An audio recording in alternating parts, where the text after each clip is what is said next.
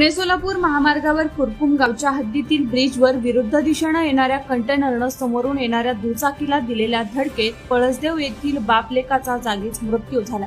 रविवारी 2 नोव्हेंबरला सायंकाळी 5:30 वाजण्याच्या सुमारास कुरकुम गावच्या हद्दीतील ब्रिजवर ही घटना घडली। खंडू बनसुडे आणि रुद्र बनसुडे अशा अपघातात मृत्यू झालेल्या बापलेकाचे नाव आहे। या प्रकरणी दौंड पोलीस ठाण्यात अज्ञात चालकाविरोधात गुन्हा दाखल करण्यात आला।